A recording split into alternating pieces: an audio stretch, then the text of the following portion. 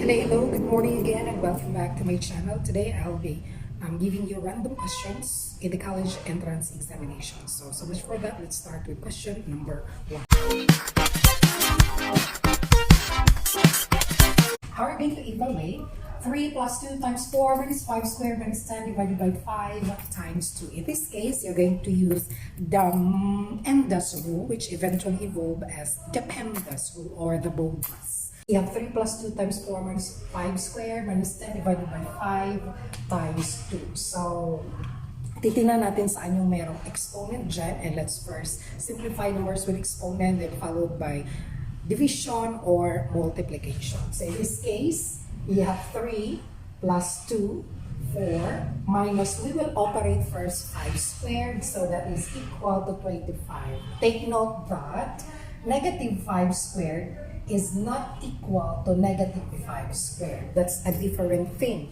Negative 5 squared will give you negative 25 and negative 5 to the power of 2 will give you positive 25. And since the operation here subtraction is not included in the parentheses, so this just 5 squared will just give you 25. Okay, so minus 25 minus 10 divided by 5 times 2. In that case, the MDAS rule says multiplication or division, whichever comes first. Kung mauna yung division, you operate division. Kung mauna yung multiplication, you operate division. Multiplication since we're starting from the left to right. In this case, nauna yung division, so we will operate division. So 10 divided by 5 will give you 2 times 2. This will give you 4.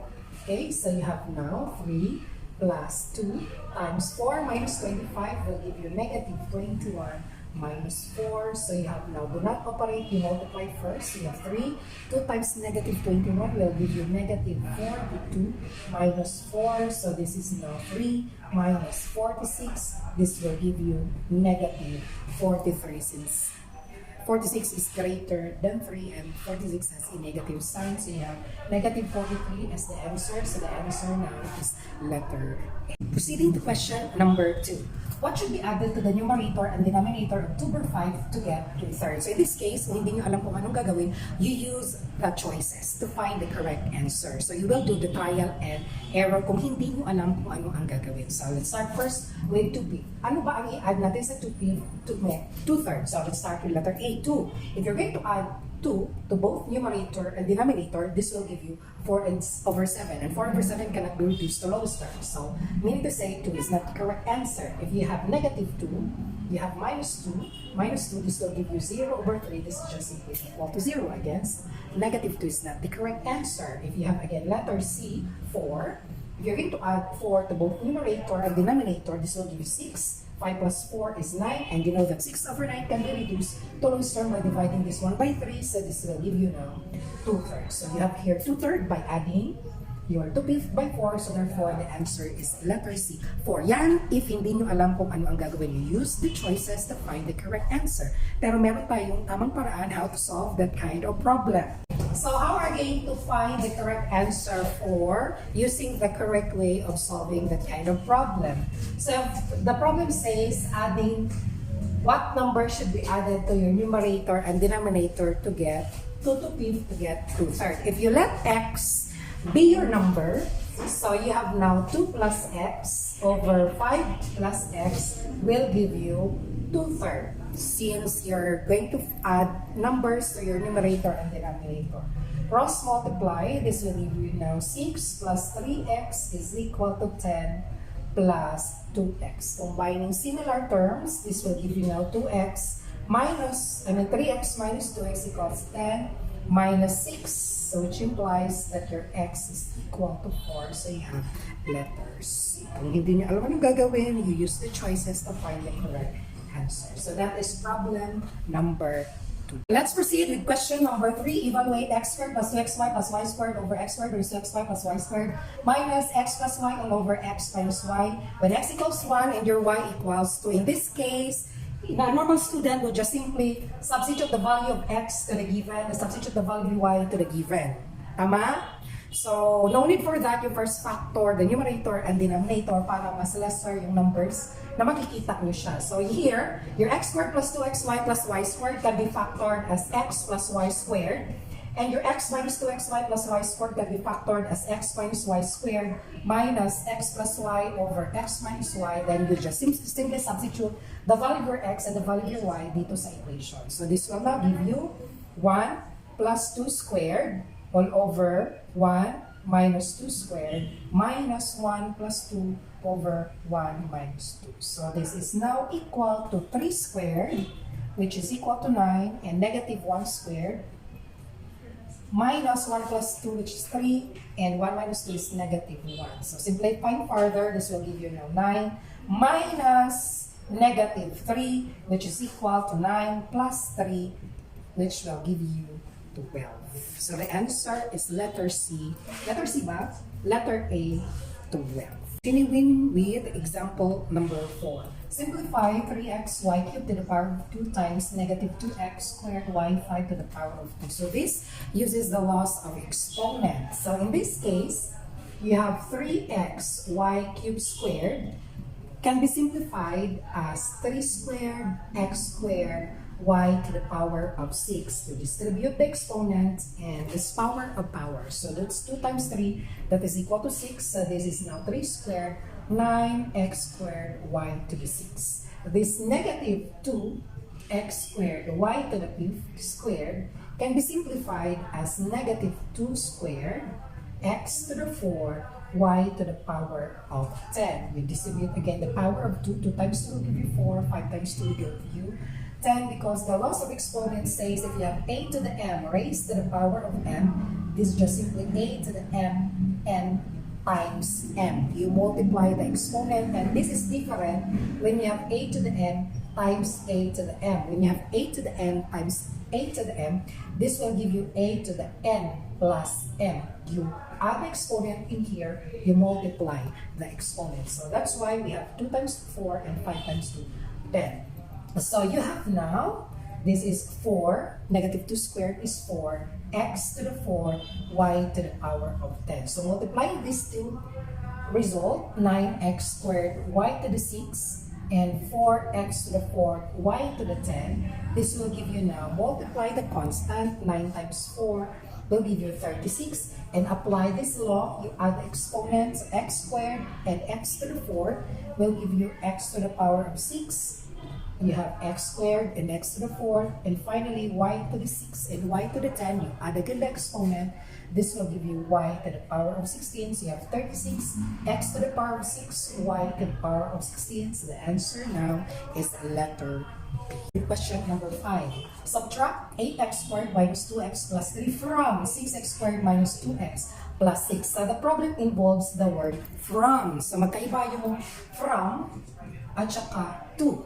Kapag ginamit mo is from, meaning to say, mauuna yung second polynomial kaysa sa first. Pag ginamit mo is to, kung ano yung nauna, yun na yun siya. So since ang ginamit natin is from, so we will subtract 8x squared minus 2x plus 3 from 6x squared minus 2x plus 6. So you have now 6x squared minus 2x plus 6 minus 8x squared minus 2x plus 3. Applying the law of subtraction of polynomial, this will give you now 6x squared minus 2x plus 6 minus 8x squared plus 2x minus 3. You distribute the sign, negative times positive, negative times negative will give you positive, and negative times positive will give you negative. And simplifying further by combining similar terms, 6x squared minus 8x squared will give you negative 2x squared. Negative 2x and positive 2x will give you 0, and 6 and negative 3 will give you positive 3. So the final answer is negative 2x squared plus 3. Again, bakit nauna yung ating pangalawang polynomial? Kasi ang ginamit natin na word here is from. Okay, so that's it for question number 5. 6. What is the remainder when 2x squared minus 3x minus 4 is divided by x plus 1? In this case, you can either use synthetic division or the remainder theorem. So using the remainder theorem, you equate x plus 1 to 0. This will give you now x negative 1. Then substitute the value of your x negative 1 to your given polynomial. This will give you now 2 times negative 1 squared minus 3 times negative 1 minus 4. So negative 1 squared will give you 1. 2 times 1 is 2. Negative 3 and negative 1 will give you positive 3. minus 4. And 2 plus 3 is 5, minus 4 will give you 1. So the answer is letter C, that is using remainder theorem. You first equate your divisor to 0, then solve for x, transpose this will give you negative 1, and substitute the value of x to the given polynomial. Question number 7. The solution set of x squared plus y equals 0 in the set of real number is are what? Is it a 1, negative 1, positive ones, negative ones, or empty sets? So we have a certain condition in the set of real numbers. So you know that you have x squared plus y equals 0. When you transpose this one, this will give you x squared equals negative 1. And taking the square root of both sides, this will give you x, which is equal to the square root of positive and negative I. Since I squared is equal to negative 1. So this can be written as x equals square root of I squared. Am I right? Because negative 1 can be written as I squared. And therefore, x is just simply positive of negative I. And this I is an imaginary number. So in the set of real number, the solution set of x squared plus 1 equals 0 is, okay, letter D, an empty set. So the answer is letter D. Wala siyang solution in the set of real numbers. Number 8. Which of the following is not a polynomial? Is it letter A, letter B, letter C, or letter D? A certain algebraic expression is considered to be a polynomial if there is a non-negative exponents in the variable, not including the numerical coefficients, but only in the variables. So if you're going to take a look at the letters A, B, C, and D, which of these expressions has negative exponent in the variable? So obviously it's letter correct. The answer is the letter A. Letter A is not considered to be a polynomial because again, a polynomial does not contain any negative integers. Okay? The exponent of your polynomial only contains the positive integers. Number 9. What is the degree of the polynomial 2 squared x squared y squared minus 3xy? The degree of a polynomial is the highest degree of a term. What's the degree of a term? The degree of a term is just simply the sum of the exponents of the variables. Again, the sum of the exponents of a variable only. So in this case, you have 2 squared x squared and y squared. This is not included because, again, it's only in the variables. So the degree here is just 2 plus 2, which is equal to 4. The degree here is just simply equal to 2. 1 plus 1, that is equal to 2. Do not add. Just take a look saan yung mas malaking degree ng bawat term. That is the degree now of the given polynomial. So the answer is letter B, 4. Again, the degree of a polynomial is the highest degree of a term. And the degree of a term is just simply the sum of the exponents of the variables. So therefore, the answer is letter B, 4. You have 2 plus 2, 4. Again, this is not included because it's only the sum of the variable. But if you have x to the 6 plus x to the 7 plus x to the 8, what is the degree of the polynomial? Again, the answer is 8.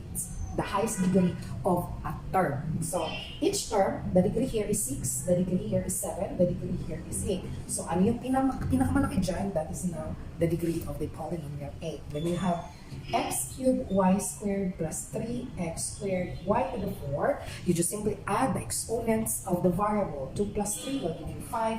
4 plus 2 will give you 6, and again 6 is greater than 5, therefore the degree is just simply equal to 6. Question number 10. If 3 to the n is equal to 81, what is the value of n? Again, kung hindi mo alam kung anong gagawin, you use the choices to find the correct answer. If you substitute here 3 to the 3, this will give 3 times 3 times 3, 27. If you have 3 to the 4, that's 3 times 3 times 3 times 3 will give you 81. So therefore, the answer is letter B, 4. 3 to the 4 will give you 81. But if you're going to solve this, 3 to the n is equal to 81. You know that 81 can be written as 3 to the power of 4. Express 81 with the same base because when you have a to the n equal to a to the m, this implies that your n is equal to m. So you express first the numbers with the same base. So you have now the same base, therefore your n now is equal to 4. So that's why the answer is letter B. Again, kung hindi mo alam anong gagawin, you choose the choices to find the correct answer. So that's it for today. Thank you and see you again next time.